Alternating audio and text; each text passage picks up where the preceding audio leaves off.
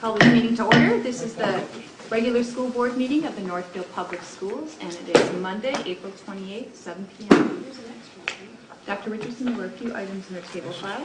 Yes, we've got actually two updated versions of the YMCA construction. We had a black and white version.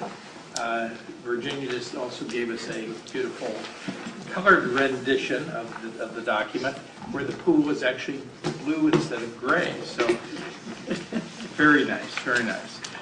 We also have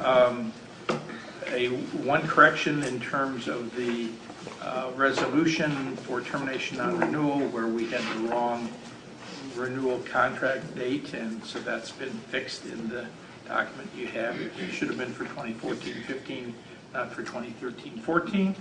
You've got a number of personnel item appointments, community services. It's that time of the year when we're doing all those pieces. Also a number of increase, decrease, and change in assignments, as well as a leave of absence and a resignation. So that's the material that's available in the table file. All right. If there's no objection, we will add these to the agenda as we move forward. All right, we're ready for public comment. This is an opportunity for members of the community to address the board. Anyone here who wishes to address the board? All right. We are ready to move on to approval of the minutes. Board members, you have in your packets the minutes that were held on April 14th from our meeting. Is there a motion to approve these minutes? So moved. Moved by Ann. Second. Seconded by Julie. All those in favor of approving the minutes, say aye. Aye. Motion carries. I should say, any opposed? Motion carries. All right, announcements and recognition. Okay, I have a few this evening. First of all, the Minnesota Association of Secondary School Principals, in partnership with Horace Mann, sponsors a Star of Innovation Award. The award is designed to recognize MASSP member schools statewide for development support of exemplary and innovative education programs in their schools. There are three winner categories: gold, silver, and bronze. We're pleased to announce that Northfield Middle School Principal Jeff Pestra are Gold Star winners this year for their 8th grade student-led transition conferences. And as a Gold Star winner, basically Northfield Middle School will receive a $250 award, also be recognized at MASSP's summer conference. Also, the program will be highlighted in the upcoming MASSP newsletter. We also will be anticipating a visit at an upcoming board meeting from an MASSP representative to formally honor the middle school for this accomplishment. So, great news for them. We'd also like to congratulate the art department for the hard work in putting together Arts a la carte. Again, a great opportunity for students K-12, an absolutely fantastic presentation. We'd also like to thank Bridgewater art teacher Kate Woodstrup for the work that she's done in displaying student work in Bridgewater at the NAG, at the Northfield Senior Center, and at the Ordway. And she is an individual who really helps to share the creativity and artwork of students, and the end result is really outstanding. Also next week is Teacher Appreciation Week. Northfield teachers obviously are greatly appreciated for their hard work, and we again like to thank all of our teachers for their work. And then finally, the Bridgewater Learning Fair, art show, and student council hot dog supper.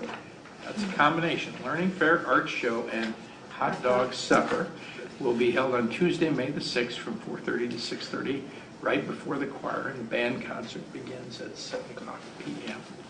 So those are the announcements I have for this evening. Other announcements? Oh, Julie? I have two. Last week, the School Year Plus program had a celebration at Bridgewater, and it was really wonderful. There was food and games, and moms didn't have to cook, and the kids got to play. It was really great. So it was all the families and students of the Plus program. So Erin Mayberry, very involved with that. So thank you, Daryl Keller, Nancy Antoine, and other staff members.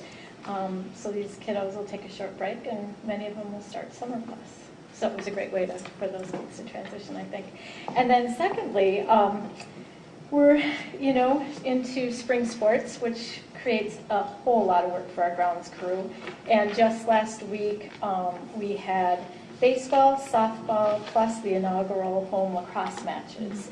And I know Tracy Clausen and many of those crew barely took a break the entire day, getting fields and everything ready. So we really appreciate the work those guys do. That's it. Other announcements or recognition?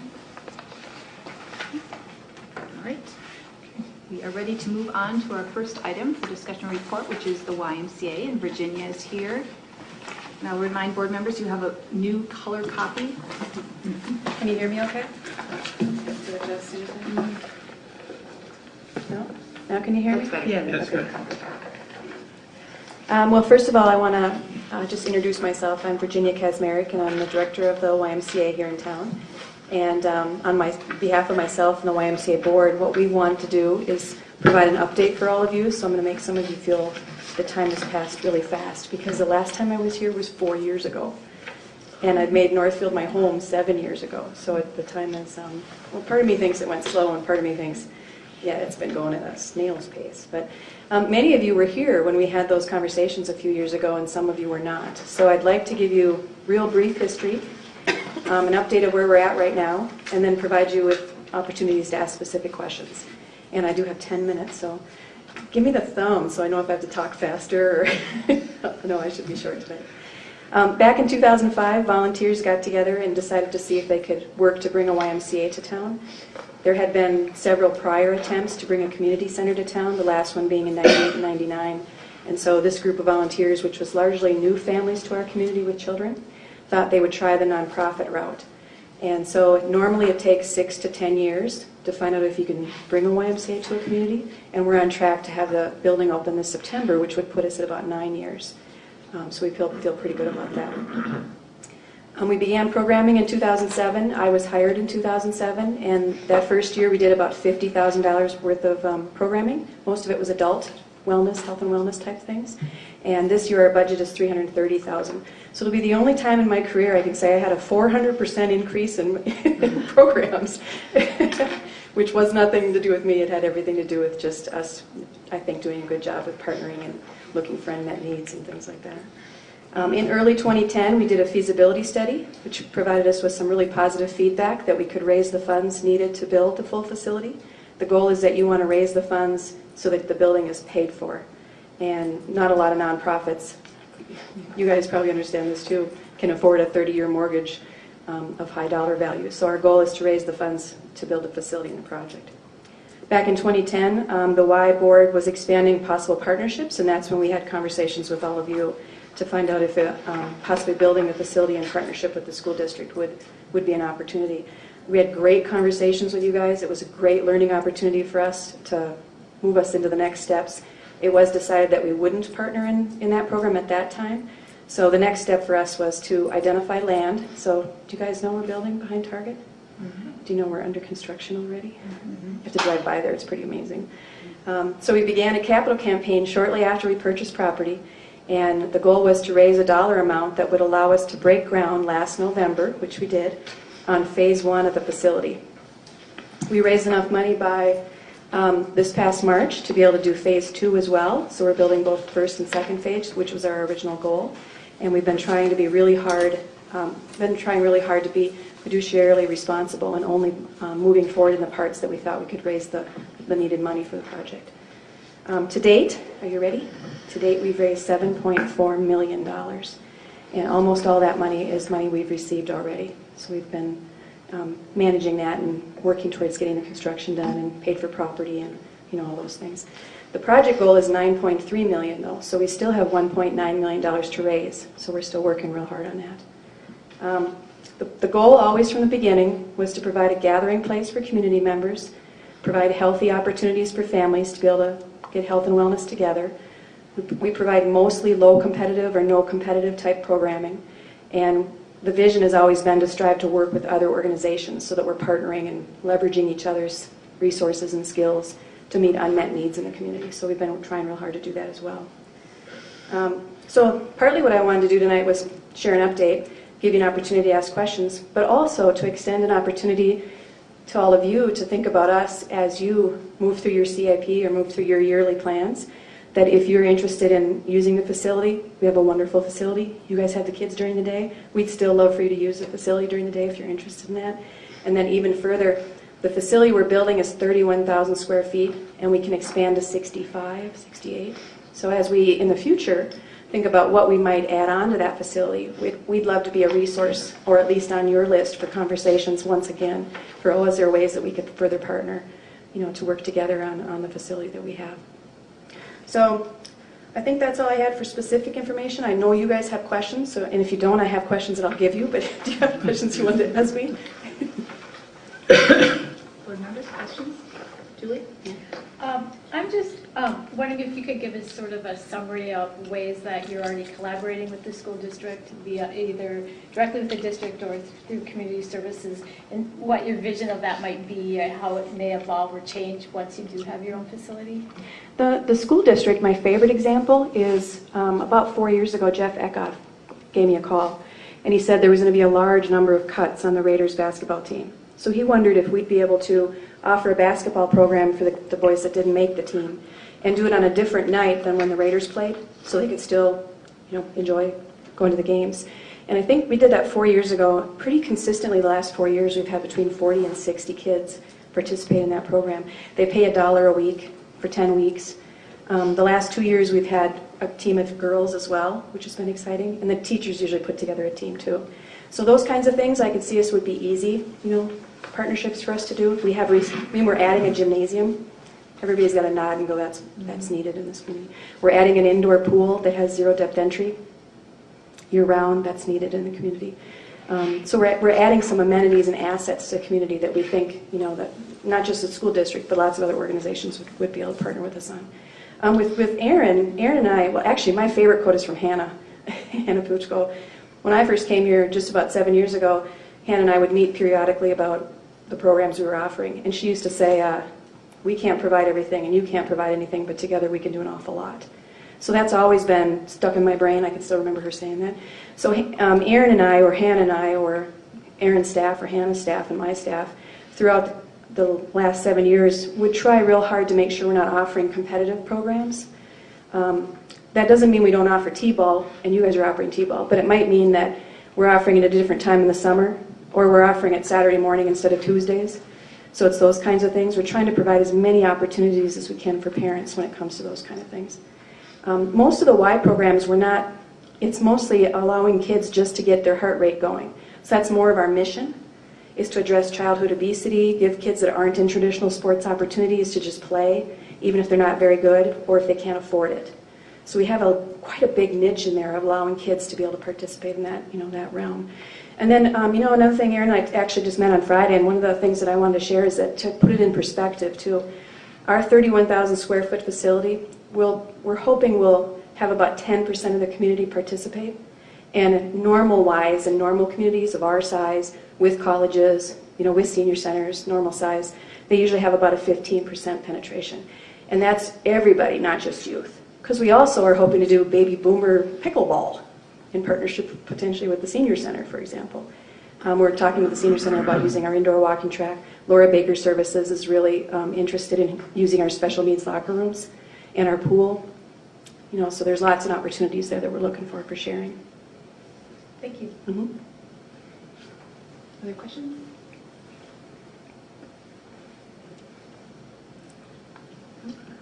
Virginia, can you give us the 2 minutes on kind of what the schematic on the front side? And Sure. just kind of show them what the various pieces are. Refer to the color copy of the... Yes. I got a chance to get this presentation before, so I know that was kind of helpful. The goal to of see the... space. I'll give it to you with a narrative on sustainability as well. The Northfield Y has been very interested in making sure that we provide something that's sustainable, so that's here for 100 years, long after I'm not here any longer. So the phase one was, if you kind of draw your fingers where the indoor walking track and the pool are, the phase one is everything to the right of that. So phase one includes the zero depth pool, which has lap lanes. It's a family leisure pool. It'll have it's really designed to be a family play area. So the Y will always strive to be open for drop-ins at just about every time. So kids can come, families can come, and they'll be a part of the pool that's open for you to be able to participate in, a part of the gym that you can just openly participate in. It'll have mushrooms and water guns and basketball hoops and volleyball hoops. It's really designed to be that kind of a thing. It has special needs locker rooms, which are also family locker rooms, so dad can bring their 5-year-old, or if a care attendant is needed by someone, they'd be able to use the special needs locker rooms as well. And there's also a men's and a women's locker room. There's a humongous room that we call Child Watch. That's drop-in child care. So if there's a family of 5 and 4 of them are going to participate at the Y in something, but the 5th one doesn't, there's not something for them to do, they can drop the 5th one off into the Child Watch program. And they won't be eating Cheetos or playing video games because it's a mission organization, so we'll be working with those kids too. So it's a drop-in babysitting kind of a thing. There's also a very large gathering room. So the gathering room is where anybody can use. Grandparents can come and watch their kids in swimming lessons. Teens can come after school and do homework. There'll be a Wi-Fi hotspot in that area, just in that area for them to do those, access their iPads and things like that. Otherwise, if you come into the facility, it's a secured building. You do need to check yourself in. And you don't need to be a member, by the way. That's always been our precedent, is that we want to make sure it's really, truly open for everybody. So you can come in and participate in anything at the Y on a guest pass or a community member participation rate.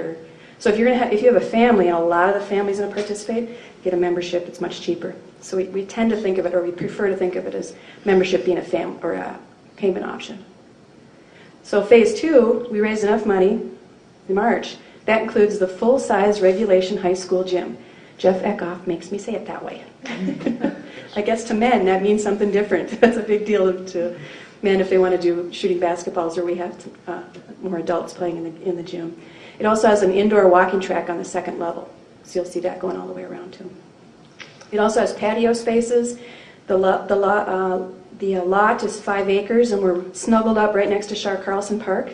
So when we looked at that, we really thought of 16 acres because we thought we would use the ponds, walking paths, grass area, prairie. There's just Shar Carlson's just a wonderful park too. So we're planning to use all that green space and all that other space as well. Did I get it all? Anything on there that I didn't address that you guys are, what's that yellow thing? And then the 2nd floor, that's exercise. Yeah, the 2nd floor is all, thanks for that, Chris. The 2nd floor is all health and wellness. So it's geared towards middle school, high school, and adults. And it's really geared for people that haven't been getting enough health, getting their heart rate up enough. It's really not for people that have already been exercising or have an exercise routine. It's really for families or for adults that are looking for opportunities to get, their health and wellness. There's also a piece of it that is geared towards recovery of injury and preventative illness that we're working with Alina Health, and then hopefully working also with the hospital on too. So many of the pieces up there are pieces that can be used by someone who's in a wheelchair or give you full range of motion. And then remember, as a parent, if you slip a disc or have an injury, you can also use the Child Watch. So that's really handy too, that you can get your therapy possibly there, and then certainly your continuing therapy once you're done with your physical therapist. So. All right. Any other questions? Well, really appreciate you coming by, Virginia, and sharing with us. These plans are exciting, and the facilities are going to be greatly used by the community. I think so too. Yeah, we look forward to partnering with you another option. Yeah, keep this in mind. We'd love to do more with you guys. It just depends on if you want to bring us to the table and have conversations. Mm-hmm. That'd be great. And Erin and I, of course, will continue doing what we're always doing, but if there's more, let us know. Okay? Thank you so much. Thank you.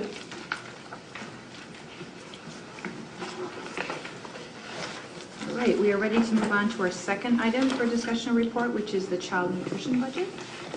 And Pam is here to present for us. Okay. Good evening. I'm Pam Hopton. I'm the Child Nutrition Director here, and I too have a timeline that I'm trying to stay within 15 minutes because everybody knows I can talk forever on this topic. So I'm going to try to keep it moving along here. But I just wanted to start out with some pictures because I think pictures do say a lot. And this is just a great picture that I took at Bridgewater during National School Breakfast Week, March 3rd through the 7th, with their mascot. And, the kids are so cute. And I just like remembering our focus is always on the students. So that's why I like that picture. During National School Breakfast Week, we purchased the nutrition education curriculum and displays for all the elementary schools to be able to not only put up and also partner with the classroom teachers on just some key nutrition points that we wanted to get across to all the kids. So this is also from Bridgewater, and Arlette and her staff put this display together. So moving along here, this is what we've invited all the staff and parents at Bridgewater, Greenville Park, and Sibley to join us for breakfast at no charge. And we served whole grain blueberry muffins with a yogurt drizzle, and then build your own yogurt parfaits. And the parents, as you can see, got coffee and juice and milk. So this was the display for the parents and the staff. And then here we go at Bridgewater. You can see two very large lines. We were really fortunate to have a great turnout for our event, and so one side is all the kids and Arlette, and then the other side is the staff and parents. At Greenville Park, I thought it was really cool when I was there during National School Breakfast Week that they partnered with their art department, and the kids made fruits and vegetables, the colors of the rainbow, and they put that up in their cafeteria. So again, just collaborating together and making these events, cross over all of our school communities and working together. And then somebody, Mary Wojcik, I think, actually purchased the flowers for the child nutrition staff that coincidentally corresponded with our rainbow from the art department. Again, some more pictures of our just National School Breakfast celebration at Greenville Park. It was really a great celebration.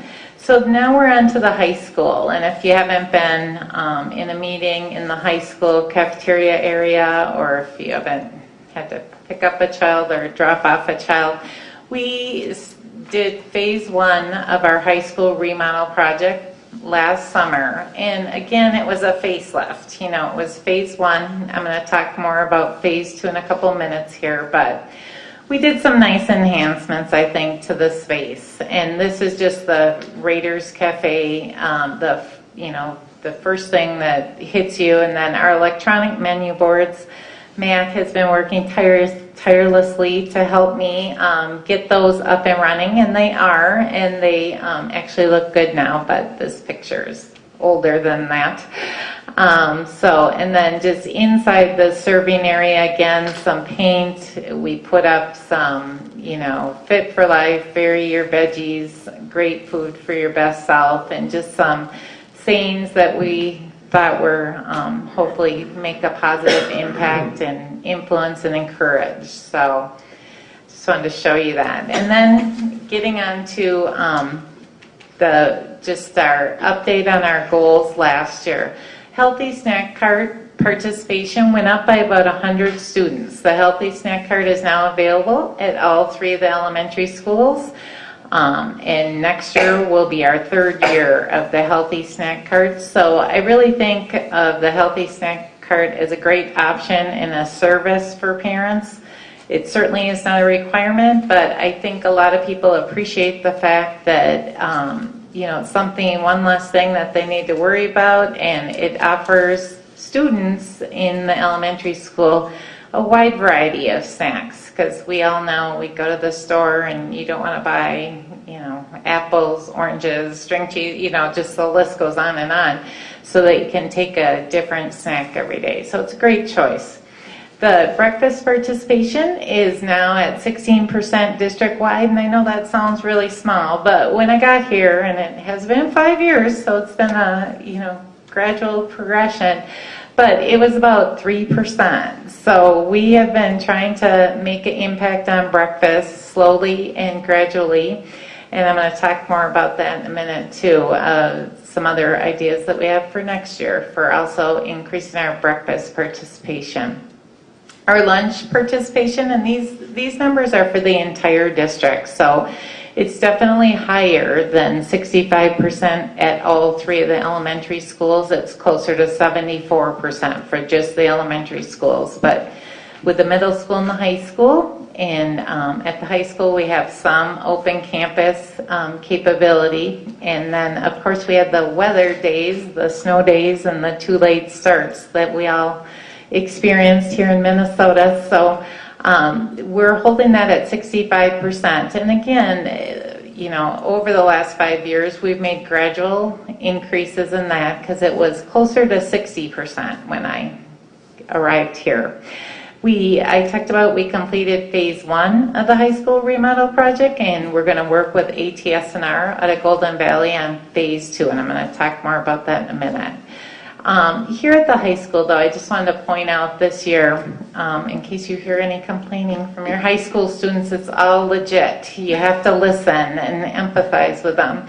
We have been trying a number of different serving configurations at the high school to get the students through as quickly as possible, to get 2 main lines instead of 1 main line, and to just use the space that we have as efficiently as possible. Because in phase 2, we have new flooring going in at the high school, tile flooring, and moving electrical when you have brand new tile flooring is really not a good option. So we want to temporarily place all of our equipment, which is mobile, thankfully, but it's required a lot of not only work on the team for Doug, our electrician, and Paul Bell, our buildings and grounds, and James Posh, but it's also, you know, been, I'm sure, frustrating for the students. Like, oh, you moved something again, you know, as they've been experiencing our changes, and we've tried to explain it, and I think we're thankfully close to the right, you know, the way we're going to go with it permanently, so there shouldn't be any more of those. But if you have heard about our changes, it's all true. And I told Matt, I'm a person who, you know, I think they wrote the book "Don't Move My Cheese" for me, so I can feel their pain when they come in and stuff is all moved around after spring break, but we should be over that. Just as a side note, the average wait time at the middle school is less than half of what it was last year due to the 4-period lunch. We're at about 4 minutes right now from the person at the very end of the line, and it was 10 plus. So that has been just a great, crazy change and impact. So the students at the middle school shouldn't be saying, I had to wait in a really long line. Otherwise, you have to track me down, and I have to time it again, because I've done that several times this year.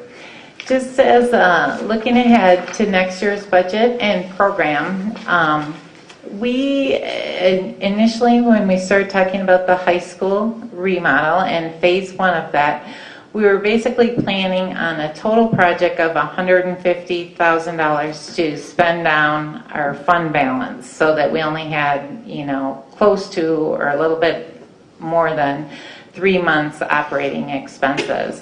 But what we really ended up doing after looking at the project last year and looking at what we were trying to accomplish and how we could do that, because we got a little bit later of a start on the project last summer, is we really decided at that time to split it into 2, because I wanted to have an impact last year that the kids would notice, not stuff that they wouldn't even notice when they came back to school and think, what did you do all summer?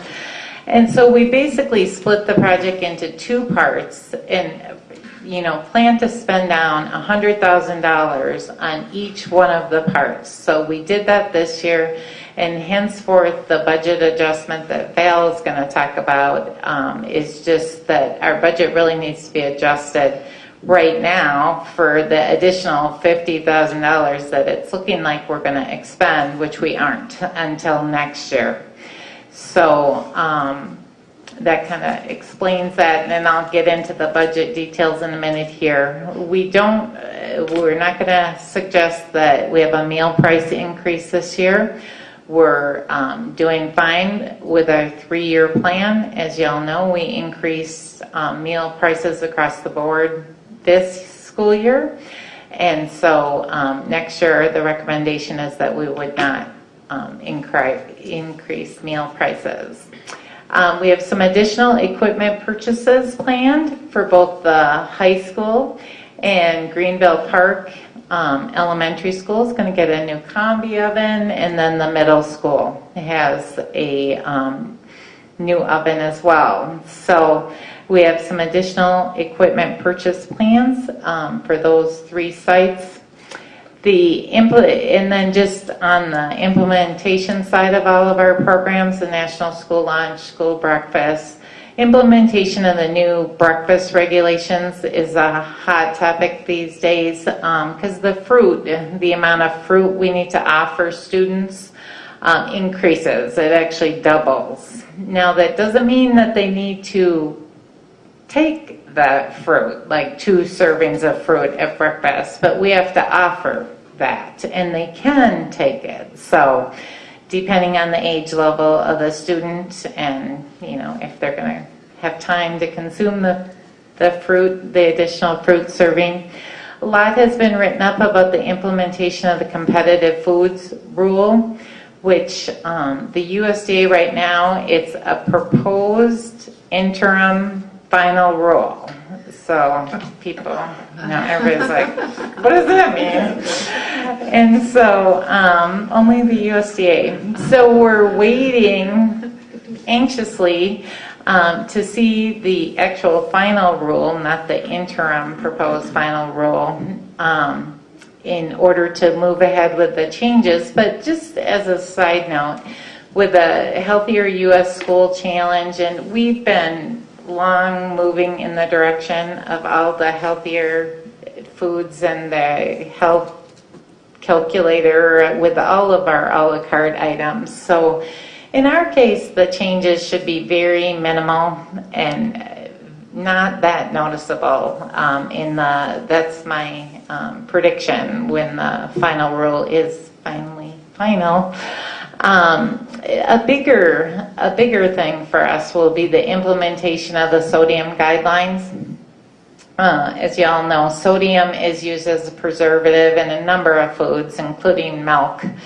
And so in order for us to just make sure every week's menus is meeting the sodium guidelines, we are going to do some things a little bit differently, and probably along with the Asian menu items, perhaps be doing much more purchasing a specific sauce and a specific chicken and then specific vegetables and mixing those items, doing a quick scratch cooking on location versus maybe a kit item that we've purchased before, so that we can control the sodium here better. All right, we talked about a lot of these things already, but yeah, I'm just trying to see, I should have flipped to this. We do serve, I just wanted to say that we do serve both hot and cold vegetables every day across the board. And again, just trying to encourage students to offer, to eat as many vegetables as possible. And if they don't like a particular vegetable, they have choices. So then they always have the standby cold vegetables that they can fall back upon if they don't like the hot steamed vegetables. So next year we're going to be sampling a variety more and more fresh fruits because of our partnership with the Department of Defense, that we are able to commit commodity dollars into buying fresh fruits and vegetables. And each year since we've been a part of the Department of Defense produce process, we've increased the amount every year. And so this year, I just looked at that today, and we had committed to spend $50,000 in Department of Defense fresh fruits and vegetables, and we have $600 left as of today. So we'll obviously start purchasing fruits and vegetables from our prime vendor for the remainder of the school year. But it's good news in a sense, because we did increase that amount for next year. So all foods need to be 51% whole grain rich. Again, in our case, we're already doing that, so we feel perfectly comfortable with that part of the Healthy Hunger Free Kids Act implementation next year. So for the proposed budget, and again, Val did the 4-year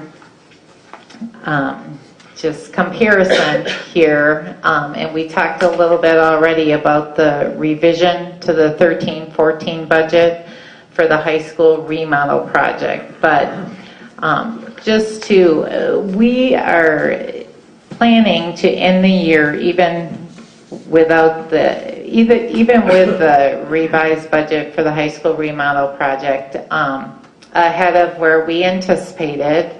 And so henceforth, that makes us feel good about the phase 2 project at the high school, and that we're going to have an ending fund balance of $500,000 at the end of next year, which is slightly more than 3 months operating expenditures for our program. So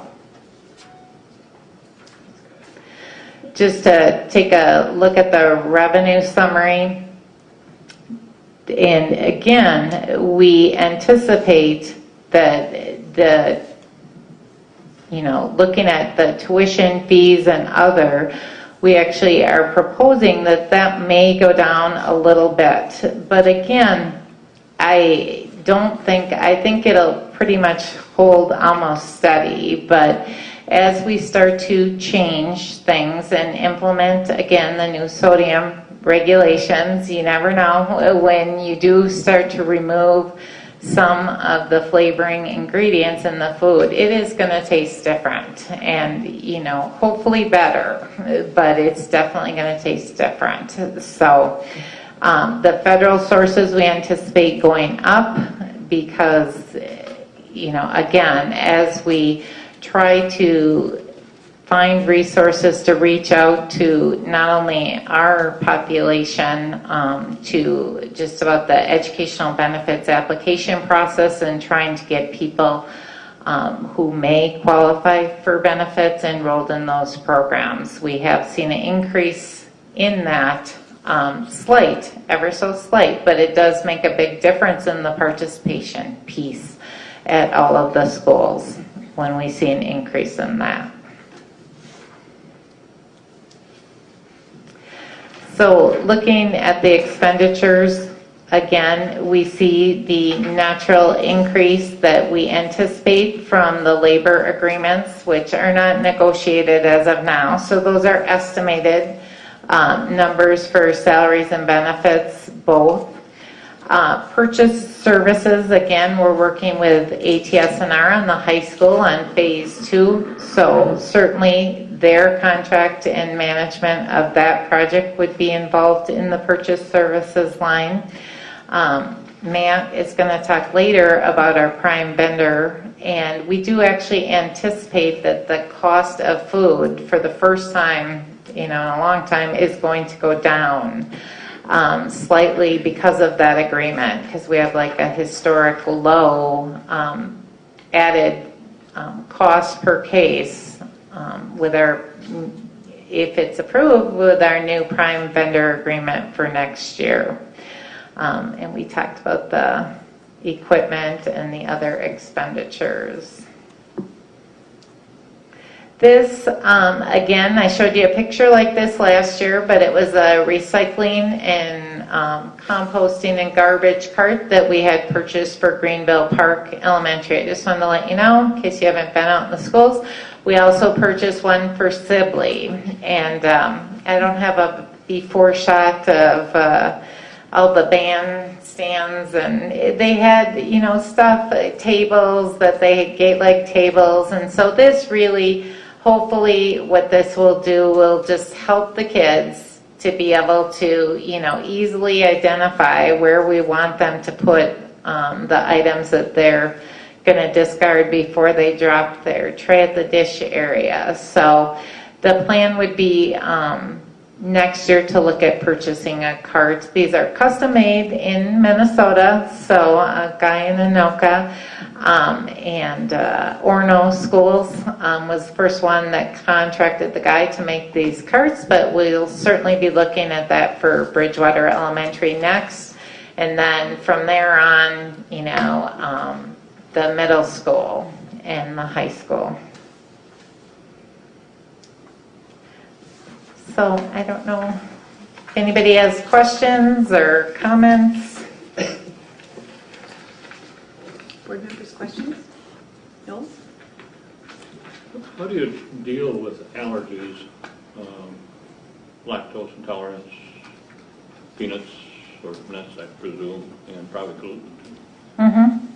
Well, it would depend on the allergy, because the lactose intolerance item is something that a parent can send us, even a handwritten note to us and inform us of that. And then we have lactate, a substitute milk item for the child once we know that. The allergies, the peanut you mentioned, and any other type, watermelon or any other sesame, and there's all kinds of allergies out there. We would ask parents to fill out a special dietary needs form, which is right on the homepage of our website, and then turn that into the school nurse, who is their first contact and works with them, and then we coordinate with a school nurse and the child about, we can provide people with any information because we have all the CN labels for all of our products, or we can work with them on accommodations just from the inventory of items that we have. We just need to be aware of it. We need to add it to our computer system so that our staff members are all aware of the children that they're on the lookout for and who need assistance at lunch. Thank you. Other questions? Julie? Thank you for the presentation. I always really look forward to this one because you do such an amazing job, and thank you to you and your staff, because you guys, whether it's legislation or not, you guys are always have the best interests of the kids and always looking for ways to get better. The 15-16 school year, is there anything coming that might that you're aware of that might cause some concern or some more effort towards any particular area? Well, again, with the competitive rules still out there in an interim state, I would say that the thing that could possibly become more imminent is fundraising efforts and concession. It's right now it is really stated that the state of Minnesota is going to determine how many of those events a school could have per year. But then, I've been at several meetings where many of the states have chosen 0 because they don't have the monitoring capability. There's a lot of things involved in it. So, that could be a potential hot topic, I think. Because we all know that there's great traditions around anything, whether it be fundraising that everybody looks forward to, a bread parade or something that, wouldn't really qualify as a healthy, nutritious food choice in most cases, more of a specialty item. So, I can see that that's a possibility to cause a lot of emotion and discussion depending on what the state of Minnesota determines, or if they did determine a number like 2 or 4, then the same thing would hold true. Well, this has been a tradition for 25 years, not only 10, so then we would get the exemption for something band, not choir, so that could, potentially cause some of that. The other thing that I think will be an interesting side note about the competitive foods is the whole concession stand concept. Because I think that's tough too, right? Because it just, yeah, it's fun to have popcorn at a football game, and it's fun to have hot dogs. I'm not a person who eats a lot of hot dogs, but when you go to a Twins game, there's something about you feel compelled to order a hot dog. So I think those are the more, and a lot of people, I mean, the USDA has done a lot of research, and, certainly it's science-based, so, I mean, they don't come up with these ideas just to torture us all. They're for our good, but the change is hard, and it's hard to turn the corner, especially on some of the more, non-traditional food type areas, I think. Okay, thank you. Other questions? I have one. So first I wanted to comment on the facelift, because I've been at some of the different events with parents, have been at the banquets, and they have noticed, and I think it's really nice that in how you phased it in, because I think the students and the parents have taken notice, and I think it's an improvement in the high school, and I congratulate you on that. The question I had was, it's more to have you comment on, there's been attention just in this legislative session on how different districts have handled students who don't have enough money in their accounts, and I think we as a board are pretty aware of how it's handled here, but I think it would be helpful to just have you maybe reiterate what our policies are, because I know that that's been in the news, and Governor Dayton has proposed different things, so it might be just helpful to remind everybody about how we handle it here. Mm-hmm. And, I will say every district is so unique to itself. And so that's what's hard about the media coverage of the issue as well. But here we do not pull trays from students. We do not take the tray away and have what I consider to be just an alternative lunch, whatever that may be, like a bag lunch with a cheese sandwich or peanut butter sandwich, or anything like that, at any level. What we try to do on the proactive side is parents and families can sign up for Sky Alert, either email or phone calls or both, for either low balances or for negative, if they just want to know when they're negative, not when they're low. But most people do want to know when they're low, so then they can send money or make an online payment. The kids, certainly need to eat to be their best productive self in all of their environments. And so, we work within our school community to try to collaborate with the guidance counselors and the social workers if needed to try to reach out. So how can we help families? And again, they need an educational benefit form sent out? Do they, how can we help them? If we have any resources available. We do have angel accounts in all of our locations, including the middle school and the high school, because we've had generous donations from both staff and parents and local churches to help support that. So in our case, the angel accounts also offset some of that if we can reach out to families on a short-term basis to help them through a rough spot, then it works out great. But ultimately, we have, and thankfully, we have very responsible parents, and we have a small problem compared to a lot of the districts that just really have huge problems and really need to work together to on the best solution for them. Thank you.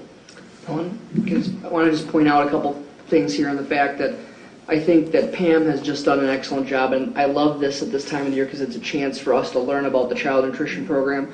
And I think society has really tried to simplify what school lunch programs do. It's not easy. In fact, it's incredibly complex. Just the federal law in and of itself, knowing that is a tremendously complicated situation. And Pam seems to know every segment of that law backward and forward, and it's great. And then I think the testament is I invite you to come and eat one of our school lunches, because I think there's been stereotypical things over the years. But when you walk into this high school cafeteria, the incredible variety of fresh food that is available, and not to be understated is the smiling and friendly staff. When you come for lunch here, you are coming to a place that is welcoming. Kids feel at home. Some of I noticed just last week I was in line, and the Rose, the woman who does the salads, she knows what the kids are. You're going to have a taco today, aren't you? You bet I am. She knows what the kids want, and we know how important all those adult relationships are for our students, and Pam really has emphasized that. The final thing is, if you think about what we've done with the facilities, and the fact that we could use the existing fund balance, that's good stewardship. And so congratulations to Pam, and she needs to get the congratulations every year with this, because she is really putting us in a situation where we have a top flight program from a financial point of view, from a service point of view, and from a product point of view. So I invite you to come for a school lunch, because it is awesome. I recommend the chicken sliders. I really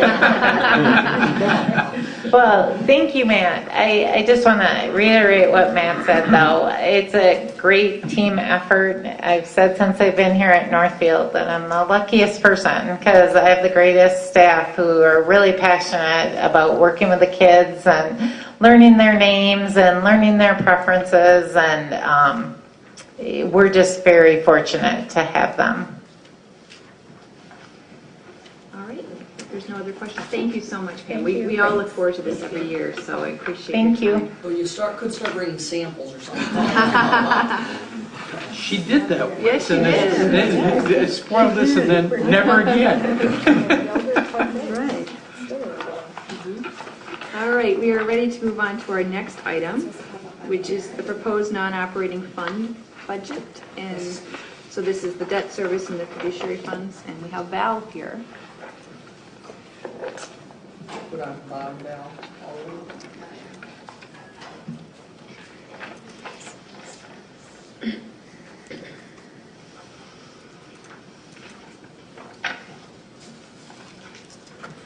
Well, I don't have any pictures. No smiling kids. No smiling kids. Luckily, these two are pretty straightforward, short and sweet, so hopefully it won't be too painful, but definitely not as fantastic as Pam, so I'm sorry. The first one will be the debt service fund. So just as a kind of reminder, what the debt service fund is for, we have all of our bonds, we levy 105% of the revenue, which is a requirement by statute. 4 of our 6 bonds are voter approved, and the only ones that the voters actually pay for are the ones that they approved, which is always a good thing. We do have 2 capital facility bonds, one that was paid off in February that you guys just, the board allowed us to renew, which is going to be great this summer for Greenville and the high school.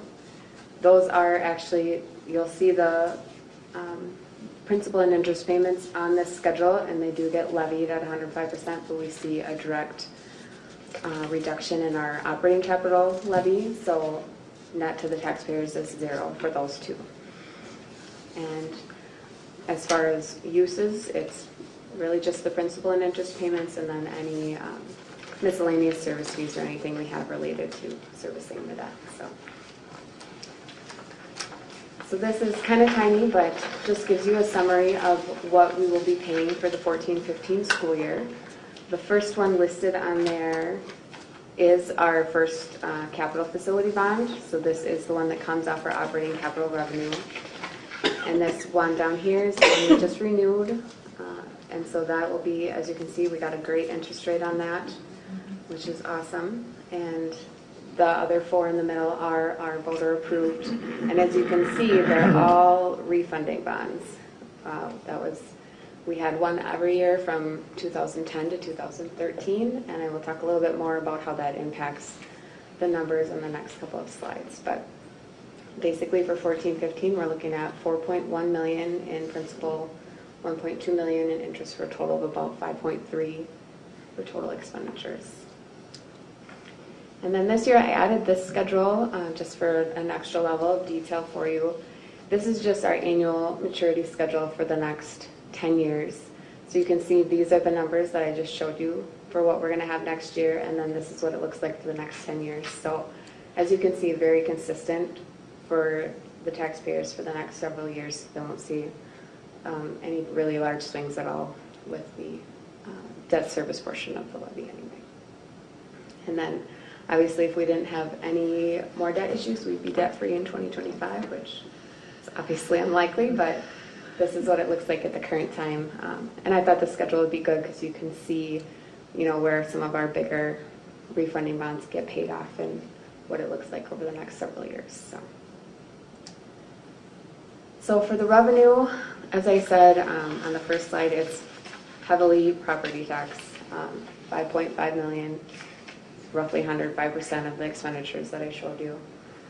We have a small amount of interest that we earn just on our pooled cash, and if we have funds in escrow from any of the refundings and that sort of thing, but pretty minimal. And then we have some state credits that we get from the state of Minnesota. The decrease you're seeing here, the 56,000 is what's going to be normal going forward. The state got rid of that homestead market value credit, which is why it was higher before, and so that'll be leveled out to the 56,000 or so going forward.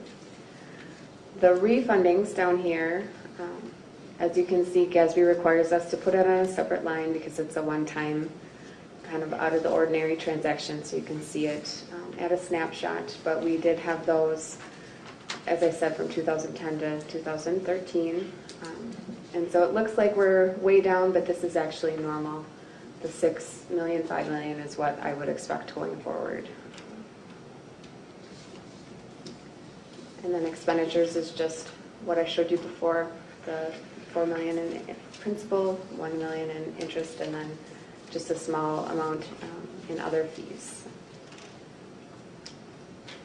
So then with the fund balance, same thing you can see down here with, these are all the refundings we did, and at the end of this year that will have cleared itself all out and we'll be back to normal. So we're projecting to end about 1.6 million this year, and then just increasing slightly next year to end with about 2 million. And that $1.5 million to 2 million is really what I would expect as normal for the debt service. The refundings really swing it wildly. Since we've been doing that since 2010, it does look a little weird historically, but what you're seeing in the last 2 years is probably what is more comparable to what was 5 years ago and prior. So, and I think that's it. Pretty straightforward this year for debt service. Do you have any questions? Questions? John? What happens to that extra 5%? That seems like a lot of money over time. It typically gets eaten up when we have new bond issues or when we refund bonds, and there's costs associated with hiring a firm to assist us with that process, and that those fees don't always get covered in the bond proceeds, and so that kind of can go up and down depending on how much we're issuing debt or not issuing debt. Okay, and in the years where we don't issue new bonds or have... It just increases and kind of sits there and covers any, you know, with our current bonds, we have a fee every time we make our debt payment. We have to pay, you know, $450 to US Bank every single time we make a principal payment. So it's just kind of to cover those odds and end things. Thank you. Yep. Piece two in the end, John, is that if we ever got to that magical point when we said, gee, we have no other indebtedness, typically what a school district will do in that last year is they actually reduce the final payments out. But as Val said, that very seldom ever happens in school districts because you're constantly trying to address whatever additional needs are. And if we think about being out in that 2025-26 range, at that point then we will have a building that was built in 1947 that is still operating. We have some buildings that were built in the 60s and we're very likely to either need to do some major overhaul in some of those buildings or potentially actually replace a building. So at that point, we're probably looking then at new bond issues somewhere down the road. I think the most powerful slide that you shared, though, Val, was the slide that shows what the difference is in the interest rates even between 4 years ago when we looked at that first bond that we bought to work on roofs. And the net interest rate was 4%. Now this last one that we've just bought for the new roofing projects is 1.82%. And remember, it was not only 1.82, but we also got a premium from the purchaser of the bonds that helped us to do additional work in the building. So it's really a great story in terms of the fact that interest rates have been very, very low over the last now 6 or 7 years, and that's having a good impact on our ability to keep our costs down and, again, to be good stewards to the taxpayers. Yep. The 4 refunding bonds saved roughly $5.6 million, I believe, over the life of all funds. So that's a significant savings for the taxpayers. That's a great point. So if there's no questions on this, you're going to tell us about the fiduciary funds next? I sure am. Okay. If you're ready for it and can handle it. Any other questions on these?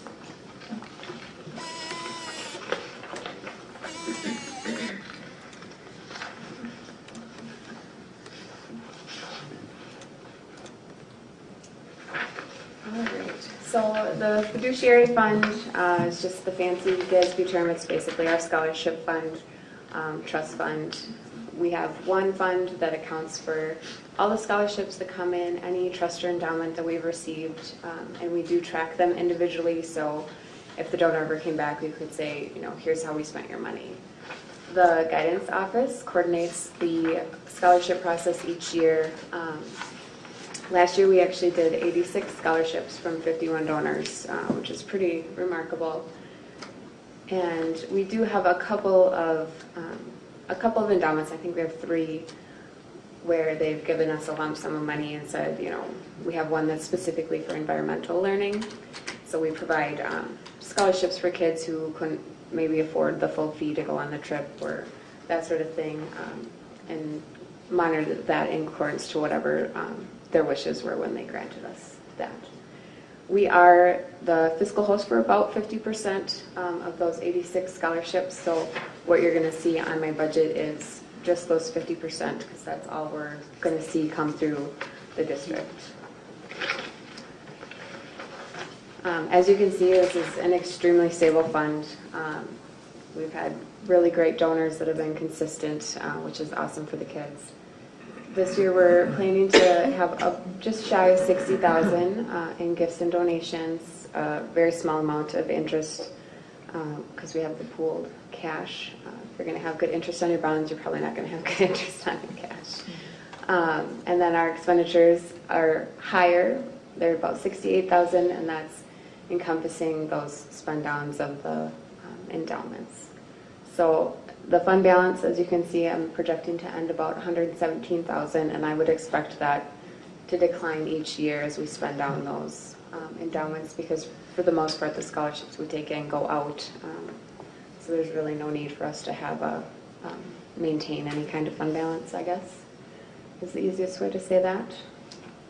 And then this is just a list of all the ones that we're anticipating for next year that total up to the $68,000 in expenditures. So a pretty straightforward fund, kind of in and out, stable. Do you have any questions on that one specifically? Questions?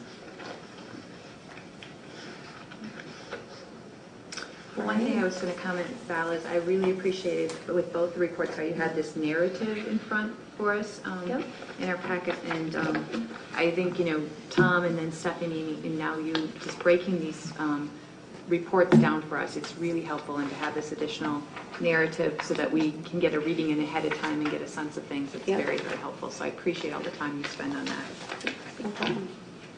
Great. All right. And then I don't have anything formal planned for the child nutrition revision. She basically covered what it was. The project had started later, and so we had originally budgeted $150,000, and they split it. So we're just reducing her current year budget by $50,000 and putting that into next year. So, do you have any questions specifically on that? I know that's an item coming up for your approval. So, No questions? Okay. all right. Well, thank you. I appreciate it. Thank you. All right, we are ready to move on to our fourth item, and I think Tom Grutman, are you here to? I am. Okay, great. So the Activities Advisory Committee recommendations. Good evening. It's nice to be here.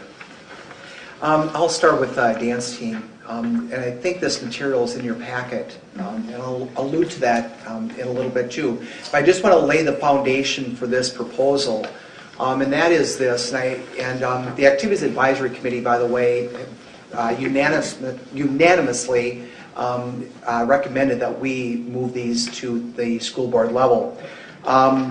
They also said, Tom, make sure that the head dance team coach gets complimented by the Activities Advisory Committee on what this proposal stands for. And again, to lay the foundation, here's how it works. Currently in our dance team, we have a varsity and a JV. The JV dance team has historically, and commonplace in dance teams in the state, will learn a different dance than the varsity team. Now, for many reasons, this new proposal will really work, and that is that the JV and varsity teams will learn the same dance. The whole idea behind that is this: if there's injuries, which sometimes happens unfortunately in all sports, sickness, or a JV dancer really starts to blossom and really starts to improve, that JV dancer then is learning the same dance as the varsity team, and that JV dancer can step in and take a spot if, again, a dancer gets sick, injured, or for whatever reason. So it's a really good proposal in that way, that it really takes care of situations that we can have at those higher levels.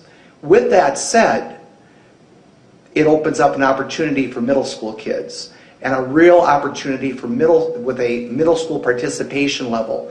Currently, JV and varsity dance teamers need to try out. They need to make the team. The middle school model is all about participation. So we're going to be able to allow these middle schoolers an experience and an opportunity in a team sport in the wintertime to go out for something and not have to try out, but to be able to participate. So it really fits our middle school model. The other thing, if we look down at the bottom of the proposal, it talks about further AD comment. We really do not have a current middle school female sport currently. Now, yes, females can be part of our wrestling program, but we have very few females that opt to be in that program. It is open to both genders, but we have very few. This year there were 0. Last year there were 2. So this does create a female opportunity in the wintertime. I think that's a good idea. Also, this is not a budget addition. We can handle this with our existing coaching staff. There is no budget addition. There's no transportation because there's no competition. For this middle school team, they will be participating in front of a crowd, but that crowd will be at basketball games, at other events where we can put them in front of people, because with a dance team, the ante always goes up when there's an audience, and they need to bring their game up just a little bit more, just like in any other activity. So we think that's a good thing. It's going to be a reduced practice schedule. And again, for a middle school student, that's a good thing. The practices will be shorter, and they won't meet every day. It'll probably be 3 days a week. So it really fits that model extremely well. And then also, this will be very well supported by our coaching staff. Our coaching staff will really nurture this program along and really help, because they know this is a feeder system to that next level. So this will be really shepherded well by our dance team. Again, it got the support by the Activities Advisory Committee. As far as me, the activities director, I think the proposal is extremely solid, and I certainly would support moving ahead with this proposal. I know this is informational only, and that perhaps at the next board meeting, we would look to take action on something like this. But if there's questions regarding this program, I would certainly love to entertain them if I could tonight. Questions? I have one. So it says they need after-school transportation, but that's not going to be any budget addition? Correct. Currently, our JV is practiced at one site and the varsity at another, but now they'll be together. So JV varsity will be together. And during the school year, we have what we call the after-school shuttle. So right after school, that shuttle bus is a busy bus because we have activities all over the place. So our after-school shuttle is already transporting kids to Sibley, the gymnastics club, the hockey arena, Greenville Elementary, back and forth from the middle school to the high school. I believe, and this isn't set yet, but I believe the practice site for the middle school group will not be at the middle school. It'll probably be at Greenville Park Elementary Gymnasium. But again, it's easily accommodated with that after-school shuttle. Thank you. Something else to note that I didn't bring up is this is a middle school program, so this will be open to 6th, 7th, and 8th grade girls. Other questions? No? Thank you. All right, I'll move on to my next. And by the way, if a board member does have a question regarding this that I just spoke about or the clay targets, certainly contact me as necessary. First of all, I want to point out a guest that's here tonight. It's to my left, Scott Queering. Scott Queering is the very generous volunteer coach that we've had for the last couple of years. As we know, the Clay Target has been going on. We have the Clay Target program going on, operated through our Community Services program and Park and Rec. So currently we do sponsor Clay Target. What I'm talking about tonight will be a different way of registering and a different way of supporting Clay Target, not through Community Services, but through the Activities Department. So Clay Target is alive and well, and it's been alive and well last year, last spring, and this spring as well. We have about 60 people in Clay Target. They're grades 6 through 12, with the bulk of them really being in grades 9 through 12. There's 8 girls that participate. I believe 6 of them are high school age and a couple are middle school age girls. So this is, again, an opportunity for both genders, and both genders are taking advantage of that. I want to point out again that Clay Target has been going on. It's been under the school's umbrella.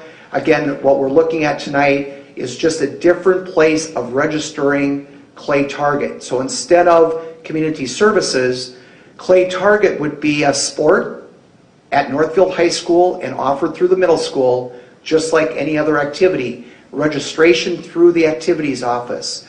The fee would be $65. There would be a physical that would be required. The form needs to be signed and turned in. All the aspects that we have for all of other co-curricular activities would apply to Clay Target, including the eligibility piece. So again, it's a change of registration. The other item that's very important for the school board is also part of the proposed the proposal is that there's a $3,000 increase to the activities budget. Because if you look at this sheet that's informational, it talks about helping to pay for certain segments of Clay Target. Those segments would be a $25 charge to be a member of the Minnesota Clay Target League, and that $25 charge is per participant. So the idea would be that the school would cover that $25. In addition to that, there's another $25 fee to be part of a postseason tournament. Okay, now all students wouldn't qualify or participate in the postseason tournaments, but again, those that do, there's another $25 fee as an entry fee per student to be involved in that postseason tournament. So the idea is that the school will pay for those entry fees. With that said, we know we're taking in $65, that's the registration fee. We know we're paying out $50 maximum, and that won't be for all the participants, so we know that we're not going to utilize all the revenue that's being taken in, but there will be expenditures. The expenditures are estimated by me, and that's an estimated amount only, at about $3,000, a little bit under $3,000. So the idea is to ask the board to approve a budget increase to the activities department to cover that $3,000, knowing the money's still coming back to the school's general fund. Does that? Okay, all right.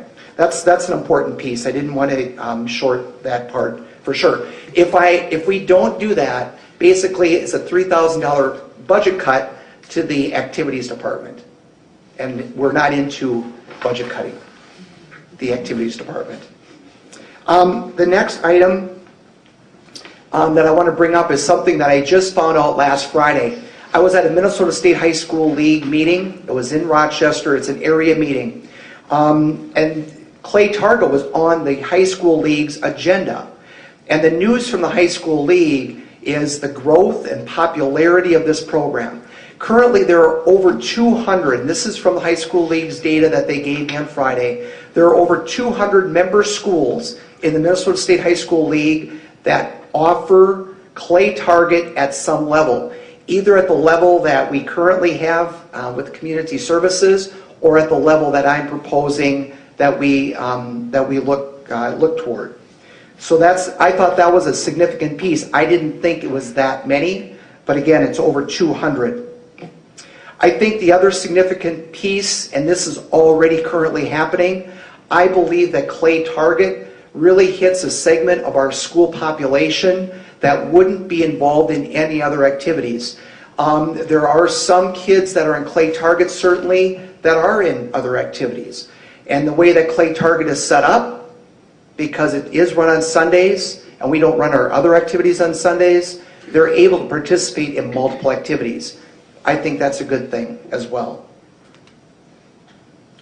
With that, I know there's more in your packet. I don't want to be redundant. I certainly don't want to read through all that.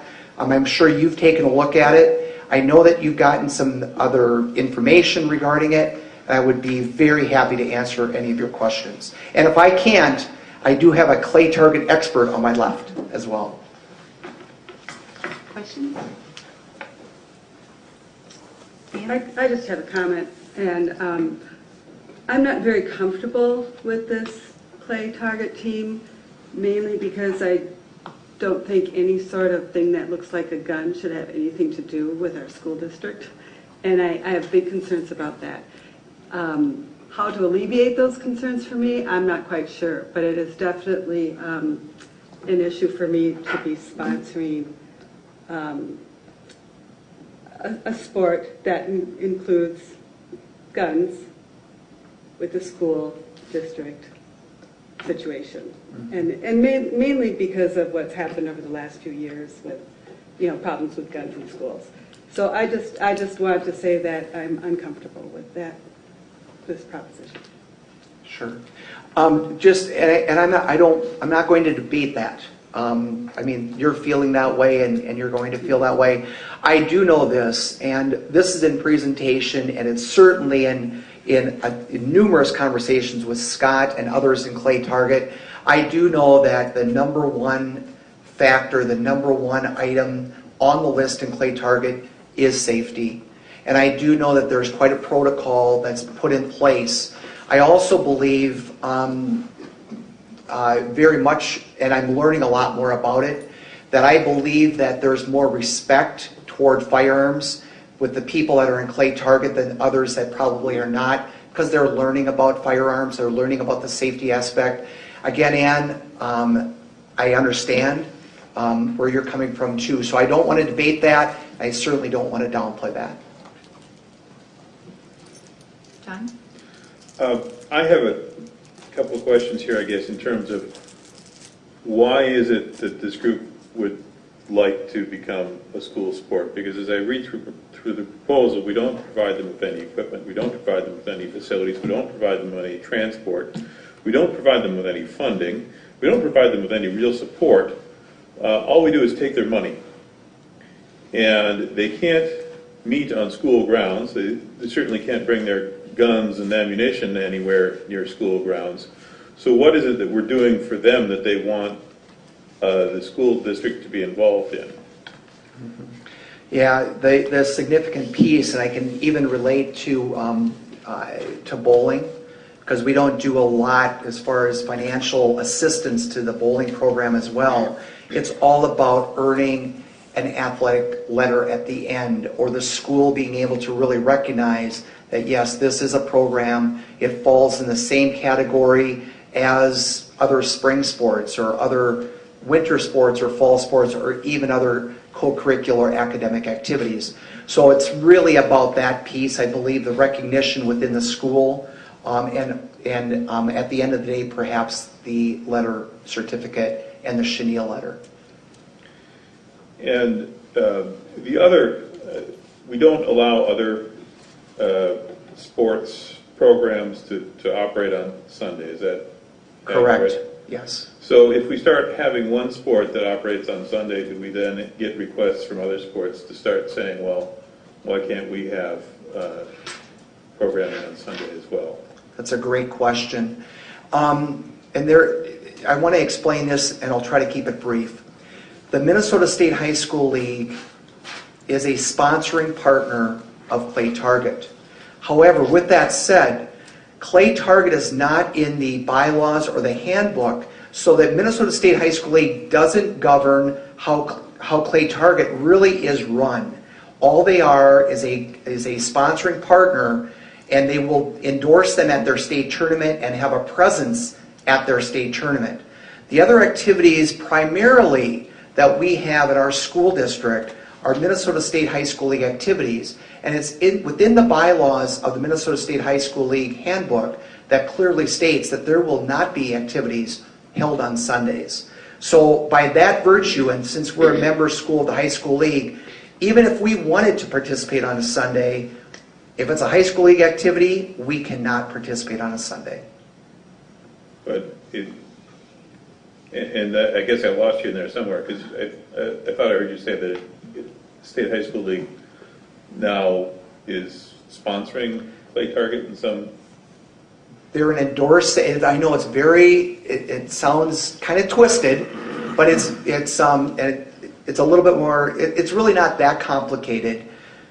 All the high school league is going to do truly is say that, yes, this is a sport, we're going to be at your state tournament as a presence.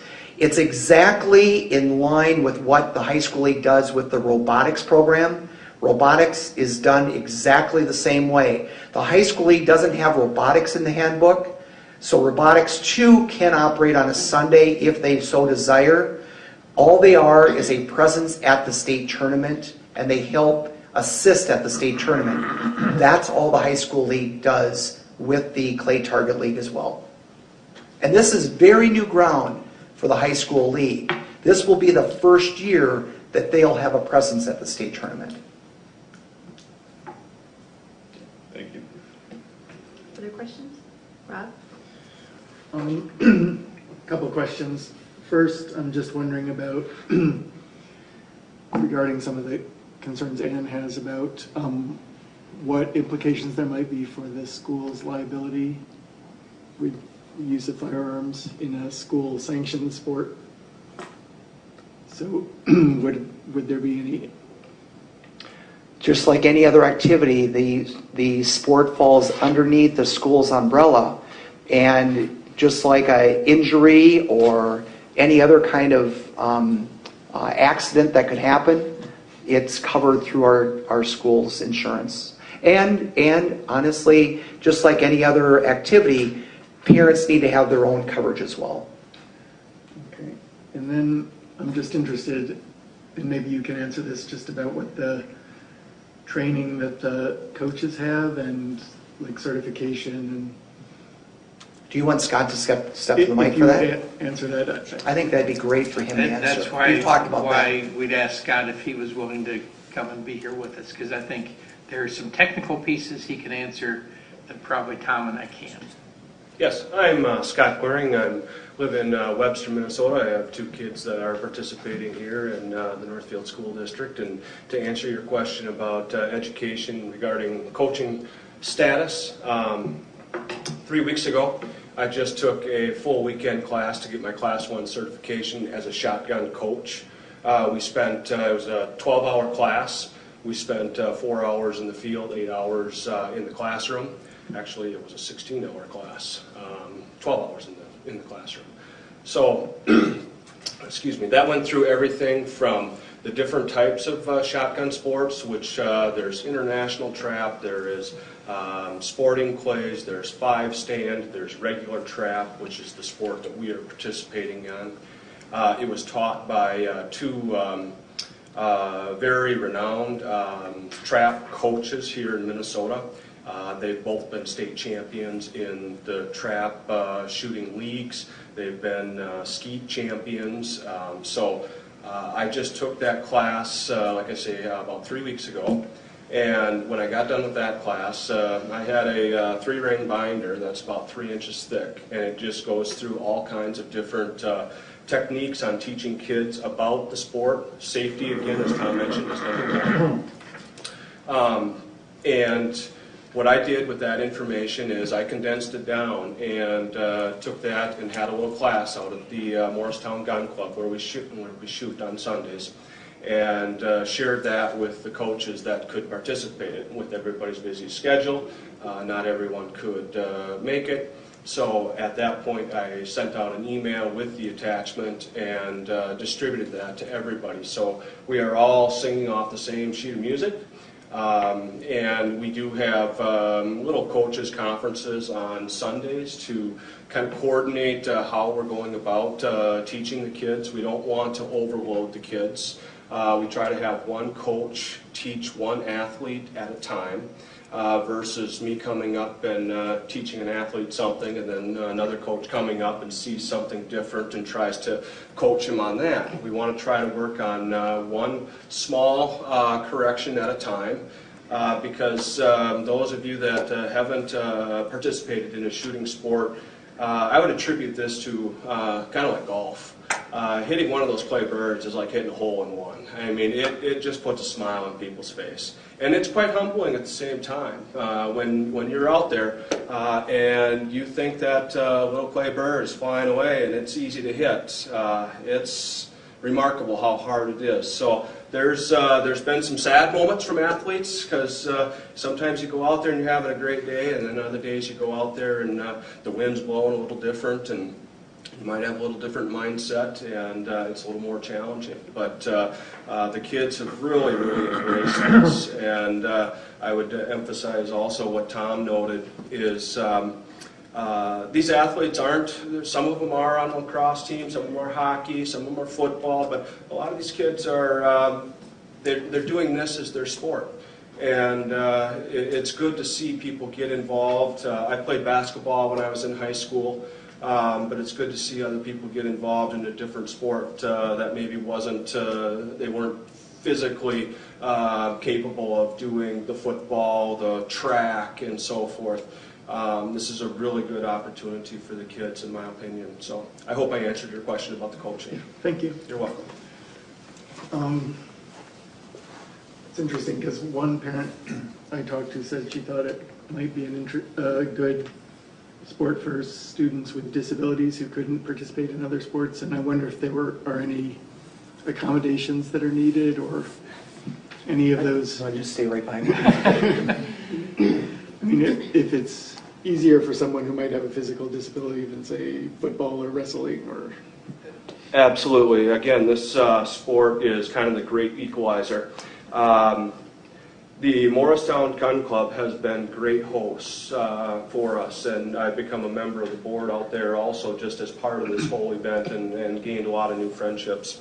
The Gun Club was built in, I'll be a little windy here, the Gun Club was built in the 1960s and has not been touched since then from a remodeling standpoint. And this past winter, we got together and had one of our meetings, and one of the things that we see coming with the growth is at some point we will get the requests from handicap athletes to come and participate. And we want to be able to accommodate that. I'm speaking from the gun club perspective. And there is, the gun club has three steps that go up to the main floor. And we are looking at allocating funds to be able to build an ADA handicap ramp so that we can accommodate them in the gun club. All the other surfaces, there's sidewalks that go right out to the 3 different trap fields. So a handicap athlete, wheelchair bound, crutches, any type of disability, we could get them out there shooting. I do shoot with a handicap gentleman from the Afghan war. He's got a prosthetic arm, and he shoots very well. So it is a sport that you can have all types of students involved in. And in regards to, I'll touch base in kind of the male-female. One of the female athletes sent me an email the other night, and she said, Scott, she goes, I'm having a debate with Max, and could you tell me, is there any difference between, does a male have more of a competitive edge versus a female in this sport? And so I did a little, I didn't mentally, it's like, everybody should be pretty much equal, it's, if you can hit the bird, you can hit the bird. So I did a little bit of research, and there's a gal that about, I can't remember all the details, but about 5, 6, 7, 8 years ago, she finally beat the top males in the Olympics. And so I sent her that article, and I said, here, this should answer your questions, and you should be able to beat Matt on his argument. So it is a great equalizer to all people. It's just basically coaching the kids, getting the kids to be able to mount the gun in the right spot and make sure you see the bird. So. Other questions? Julie? Well, I have to, I'm, one of my school board liaison committees happens to be the Activities Advisory Committee, so I have the advantage of having been a part of this clay target discussion over the course of the past school year. So one thing I wanted Scott to mention is the ratio of coaches to the number of athletes. That is 10 athletes to 1 coach. And I believe that's the requirement of the Minnesota State Clay Target League, correct? That is correct. Okay. The Minnesota Clay Target League has done a great job in setting up the organization regarding just the rules that apply across the board, and we follow those religiously.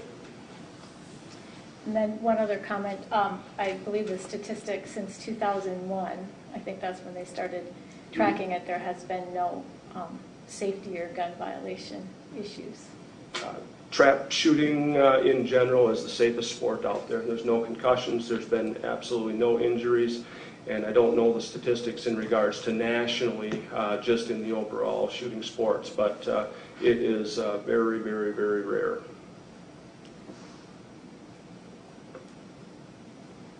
Okay, thank you. Other questions?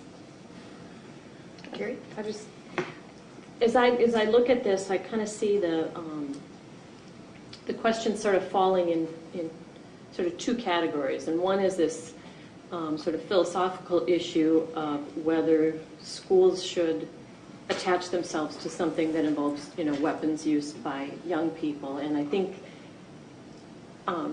you can't really help us with that. I mean, we've heard from the community on that. I think that's just something we all have to wrestle with. The other issue in my mind is how many ways we're kind of finessing our usual rules or adapting them in order to accommodate this sport that, meets on Sundays, can't have its equipment on our property, is not under the umbrella really of the Minnesota State High School League. And you've done a really nice job of answering most of all the notes I had scribbled on that point already.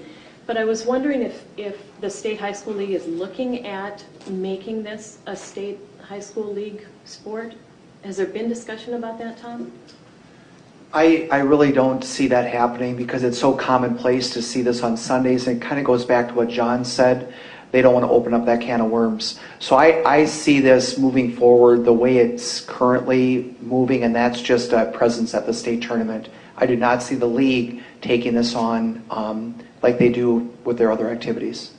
And if the state high school league is not, if the students aren't under the umbrella of the state high school league and aren't under that handbook, then how do we deal with, the various eligibility, the various rules that all of our other athletes and students who participate in activities have to follow, and if they, they have a drinking violation or whatever, they've got to miss practice and all of that. How do we make that fit? Yep, no, I understand. We actually have quite a few activities that are not under the high school league, and I can rattle some off: mock trial, knowledge bowl, science olympiad, bowling, like I mentioned earlier.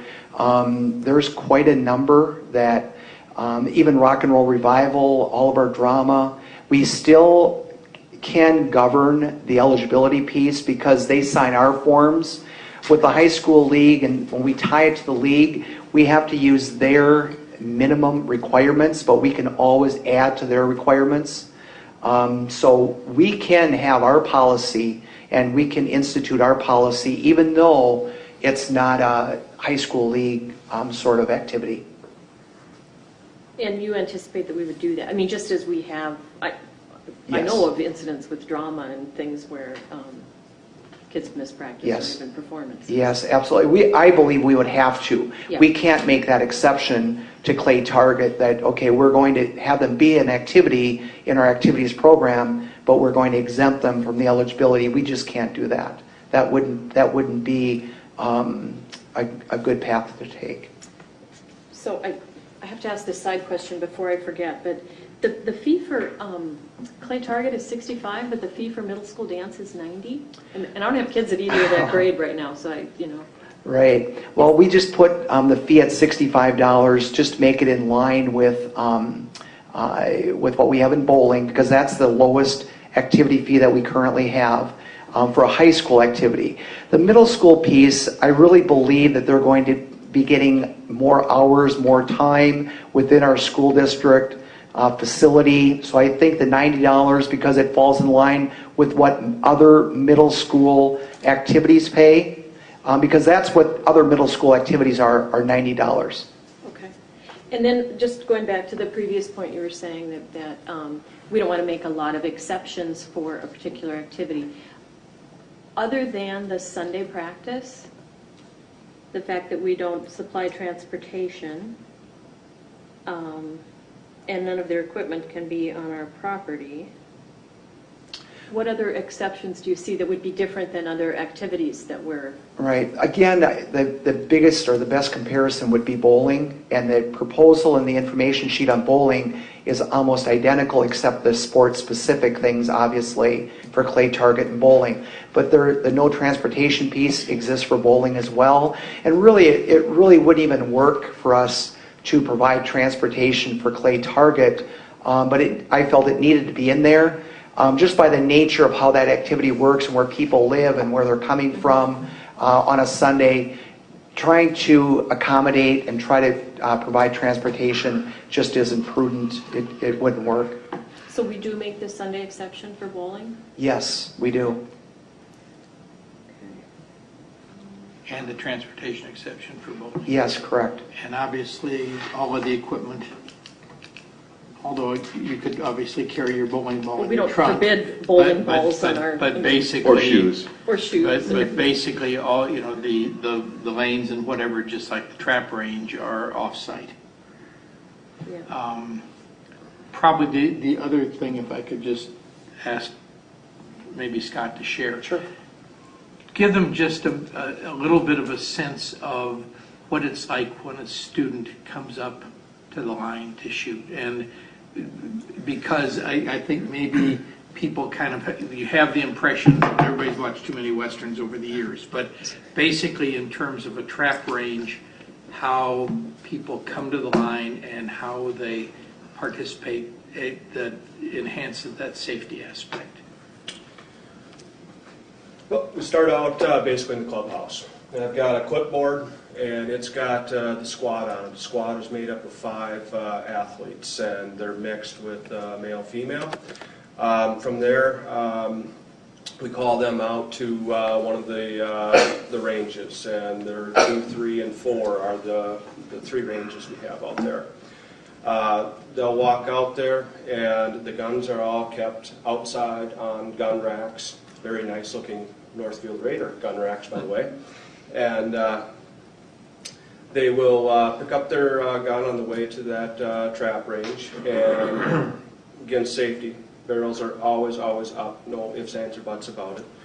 And they'll walk to the line, and those of you that haven't been out on a trap range, it's kind of in a half-moon shape like your tables are. And there's 5 positions, one in the middle, and then obviously on both sides there. So you have a squad leader, and that squad leader, and each squad has a captain. And so the captain basically is making sure everybody has their eye protection, ear protection, and they have to have a shell pouch, which is where 1 box of shells is carried, and that's 25 shells in a box. And from there, the first person in station 1, he'll take a look down the line and say, is everybody ready? And then from there, he'll say, do you want to see one? And everybody gets in their mount position, and the squad leader calls pull. And they're voice activated, so a bird flies. And everybody just follows that bird. No shells in the guns at all at this point.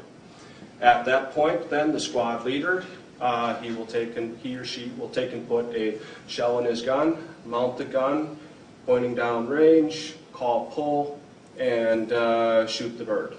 And hopefully it breaks. From there, then it goes to the second position. And the person in the second position puts a shell in his gun and calls pull and shoots the bird. Goes to 3, pull, shoot the bird, 4, pull, shoot the bird, 5, pull, shoot the bird, goes back to station 1. And you shoot 5 shells at each station. So as soon as person 1 gets done in station 1, no shells in the guns, the coach calls rotate, and the person on station 5 walks behind the line and goes all the way down to position 1, and everybody else slides over 1. And you go through that rotation until everybody has shot 5 shells at each station. Each round of trap is about 15 minutes is what it takes for a full squad to shoot. Does that answer your question?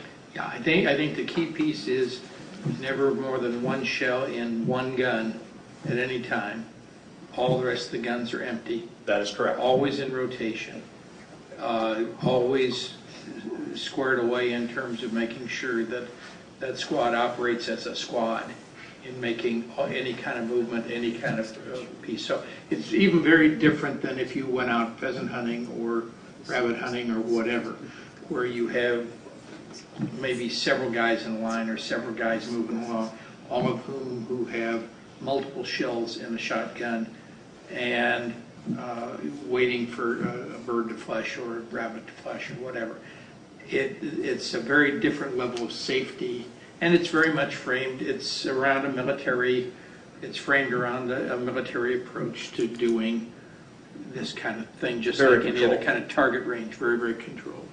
Yeah. So I think it's just important to have some clarity around that piece because, again, an individual maybe who's never been involved or who's never seen that happen doesn't have any perspective as to the level of control and the level of responsibility that is occurring, anytime the kids are shooting. Yes. I have, go I think ahead. everyone's going to do, Noel hasn't, and then I have a question.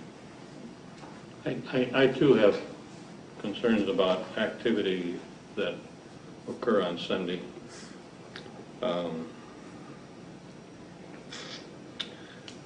My grandkids are in numerous sports. If I want to see a tournament and I want to see them on Sunday, I got to go to the tournament. It'll be the ice arena, it'll be the baseball field or somewhere on that Sunday. Activities on Sunday are becoming very, very prevalent, and they seem to be the driver of family activities in my mind. I can't unring the bell on the other activities, but it's difficult for me to support an activity that uses Sunday as a competitive day. And it seems to me it's hard for me to enhance the character of a youth by using a family day to do it. And that's my thought. So I had a couple questions that haven't been answered yet. So Tom, you mentioned that currently there's 60 participants and it's 8 girls and 52 boys. I think that's pretty accurate. So is there a concern about Title IX numbers? I know you watch very closely with the student athletes. It seems like it's a 85% male sport right now. The opportunity exists, and we see the same kind of percent numbers in bowling. We are not getting the number of girls, but the opportunity exists. 4 girls participate. But yeah, it's always a concern. We always want our numbers to be 50-50. So we just need to continue to support that and strive to motivate, females to participate in that activity and others as well. My other question was, how are the shells transported? Are the student athletes bringing the shells with them with their gun? At the, we have our first day we have is a safety day where we go through a lot of just safety stuff. And at that point, we pass out the ammunition. I bulk purchase the ammunition with the athletes' fees that they pay. And we will take at that safety day, we will pass out all the ammunition to the athletes. So they are responsible for bringing 2 boxes of shells each Sunday to the gun club. Thank you. John? So that would be a fee in addition to the $65 fee, because obviously that's money that wouldn't be coming out. So they'll be paying you for the ammunition in addition to the $65 fee that they would be paying to the school district. Is that how that would work? The cost this year was $230 per athlete, and what that covers is ammunition and the clay targets. Okay, thank you. Yeah, I just want to say a little bit more. I have some familiarity with target shooting in that I lived in San Antonio, Texas for a while, and I went to the Texas Military Institute School and was taught how to shoot. And it was part of just what I did with my work. And I really thought it was fun. But that was back in 1988, and I was at a military high school. And I'm concerned about today's world, where we've had school shootings that, every now and then something pops up in the news. And I'm really, really adamant that I don't think our public school system should be involved with something that includes guns. It just, because of what's happened in recent past, the school shootings and so on, I really feel strongly about that. It's a big concern I have for the community. I think there are probably other people in the community that feel that way, but just want to make that clear. Thanks. Other questions or comments? Julie? I just had a comment, and I think Carrie really points to the issue, really, the philosophical, differences that we have. I guess in my view, I think as educators and school board and administrators, we readily acknowledge the benefits of co-curricular and extracurricular activities for our kids and what they get out of that. And certainly they're getting that from Clay Target. And when I see that they're competing in their sport as well as other athletes, I believe that, they deserve the consideration of the recognition of what their achievements are. And that recognition is in the form of a letter a letter jacket, all that type of recognition, which, means a great deal to kids when they're in high school. And so I think, wrestling with the philosophical piece, there's also the piece that we're really denying the kids this opportunity to be recognized alongside all the other athletes in this building, for their achievements. Other comments or questions?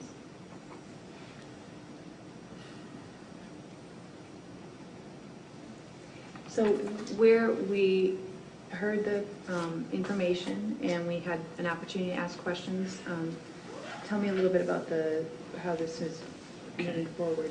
My sense at this point is we would like to bring the recommendations on both of these back to our next regular board meeting. And would they be separate? And yes, I think given the discussion that we've had tonight, it would be very appropriate to have each one addressed as a separate item. I guess I also would encourage you, because I know that this is something that each of you is working through and thinking about and trying to decide what makes sense for you as a board member and for the community. If you have additional questions or things that you come away from the table and say, I really need to know some more about this piece, if you would direct those directly to Tom, and then Tom will get a hold of Scott if we need to get a hold of Scott for additional technical information. But what we'd really like to be able to do is to come back and get that addressed. Remember that the idea here is that because this is a spring sport, we're talking about this being implemented in 2014-15. So the first time it would be available for students to letter would be the spring of 2015 because of the fact that it's a spring sport activity. So that's really the reason why, as I think the Activities Advisory Committees reviewed this, they targeted the concept of saying that we wanted to bring this forward for the board's consideration this spring, because that's when a decision needs to get made if we're going to provide this sport in terms of lettering opportunity in 2014-15. So we want to try to get to a resolution, and if the board's decision is not to move forward, we also need to be able to give kids and adults an opportunity to say, well, what's the alternative at this point for us? And again, I think the issue for us at this point is, and Carrie, I really appreciate your thoughtfulness on this one, because it really is two pieces. There's a whole issue in terms of philosophically where we are with guns in school. But at the same time, there really is an issue about if this is the athletic activity that makes sense and is appreciated by these kids, that we have a number of districts. We probably have more districts doing this than doing lacrosse, or a number of other sports that are currently part of our repertoire of sporting activities. To give kids the opportunity to letter in that sport, I think that also deserves consideration as you go forward. And again, I appreciate Scott and Tom really taking the time tonight to give you their background and expertise and thought. And again, this is an issue where it is new ground, and yet at the same time, with bowling and with a number of other activities we do, it is not the same as the traditional things that have been part of the high school league for 100 years. These things are hybrids of programming, and bowling seems to be the one that we see as probably the most direct comparison because of location, because of transportation, because of all of those pieces that really separate it from a traditional sport with coaches in-house and operating totally on school district property. So I think it's something that we want you to take some time to chew on and think about, and we'd like to bring it back again in 2 weeks for your consideration and a vote one way or the other. Okay. Thank you. I appreciate the Thank time you very here. much. And just one quick report. You brought up lacrosse. We had over 50 girls go out for lacrosse, playing on our lacrosse teams this spring. If you remember last spring when I brought that forward, I thought maybe we'd get 35. So we're up to 50. And boys as well, 50 boys went out for boys lacrosse as well. So they're doing well. We just need the weather to improve a little bit, and we'll play a little bit more. So thank you for that as well. Thanks, Tom, and thank you, Scott, for coming. Thank you. Thank you. Thank you. Thank you. All right. We are ready to move on to items for individual action, and the first item we have is the fiscal year 2013-2014 child nutrition budget amendment, and that was something that Val had mentioned in her presentation.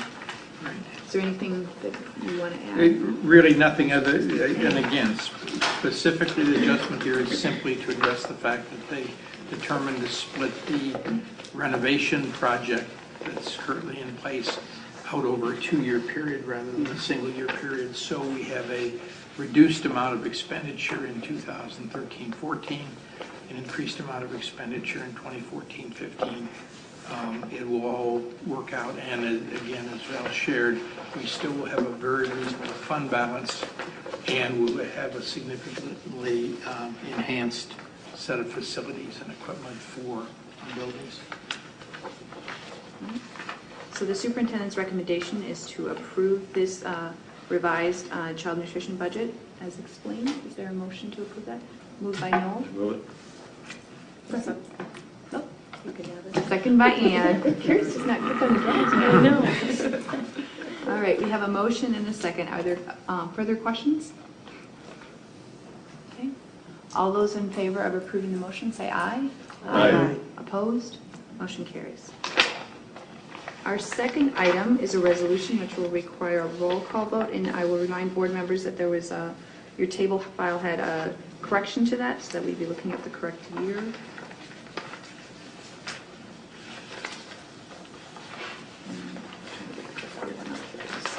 All right, so that is a resolution for the termination and non-renewal of probationary licensed staff for the 2014-15 year.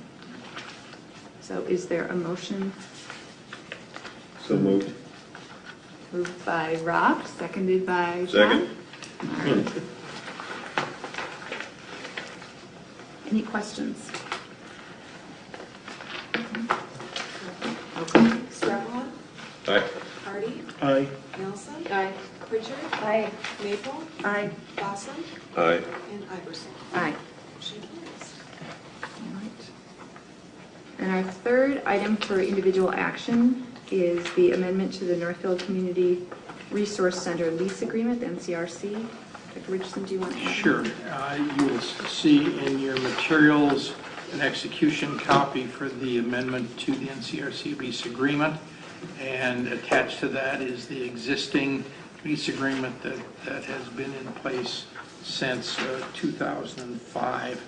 And the situation that's occurring right now, and I've shared this, I think, with several board members as we've talked individually, the city is in the process of looking to transfer management of the NCRC facility from themselves to a new entity, the NCRC Corp. And the reason behind that is that over the years, the sense was that in many cases, the tenants felt that they might be in a better position to really manage the facility because they're directly involved in that facility on a daily basis. The city, on the other hand, is trying to manage that facility along with a number of other facilities that they own around the community. We originally were in discussion with the members that are currently now part of the NCRC Corp. However, we found out that as a school district, we are the one entity that is a major tenant in that building that cannot enter into or be part of a nonprofit corporation. And so the core members, or the major members of the NCRC Corp, are the Senior Center, the CAC, and Three Rivers. And so what the discussion has been, and Aaron and I have both said it on a number of the meetings of this group, is really to work a situation where there is a management firm that will be hired by the NCRC Corp to really do the day-to-day management. Their hope is that they can really address issues with the ongoing facilities needs, with heating and ventilation, with the mechanicals in the building, with the cleaning of the building, and to really increase the quality of life for everybody that works in the NCRC. And also with the idea that they would be putting in place an appropriate capital budget so that as that building wears out, which it will, just like every other building, that they have the resources to do roofing, to do window replacement, to do other kinds of work that has to be done, carpeting, tile, and so on. And so we think that it is very much in the best interest of the district to work with the new corp. What the city has said is in order for them to enter into an agreement with the NCRC Corp, all of the tenants need to formally agree that we're fine with having that management switch from the city to NCRC Corp, and we believe, again, that is in the best interest. This is, again, not a long-term situation. It's through 2016. This will give them an opportunity to find out how well they're going to be able to get that management process working, and at the end of that time, then decisions as to whether that will become a more permanent structure or not. But I would recommend at this point that we do enter into this amendment and to support and work with the folks from the NCRC Corporation to facilitate that change in management. All right. So there's a superintendent's recommendation to approve this amendment. Could I have a motion on the table? Moved by Carrie. Second. Seconded by Ann. Questions? Pretty straightforward. Julie? I just had one comment. I wanted to thank Dr. Richardson for all your work. We on this committee for 2 years coming up with solution, and I think it's a really good one. And Aaron has really stepped into over this last several months, because for a chunk of the time we felt we probably could play a more active role, but and I think the members have been very understanding of the fact that we are a major tenant in that facility, and so it's really important for them to talk with us and work with us to make sure that we have the right process. So all good. Thank you for your work. Thank you. All right, we have a motion and a second on the table. All those in favor of approving the superintendent's recommendation, say aye. Aye. Opposed? Motion carries. All right, we are ready to move on to our consent grouping. I'll remind board members there was a few additional personnel items in your table file. Anything anyone wishes to pull from the consent grouping? Is there a motion to approve the consent grouping? So moved. Moved by Julie, Second. seconded by John. All those in favor of approving the consent grouping say aye. Aye. Opposed? Motion carries. We have no items for information tonight. Correct. All right. So future meeting dates, we are on to Monday, May 12th, and remind board members that because of Memorial Holiday, we will be meeting on Tuesday, May 27th for a second May meeting. With that, I would ask for a motion for adjournment. So moved. Moved by John. Second. Seconded by Ann. All those in favor of adjourning the meeting, say aye. Aye. Opposed? Motion carries. Meeting is adjourned.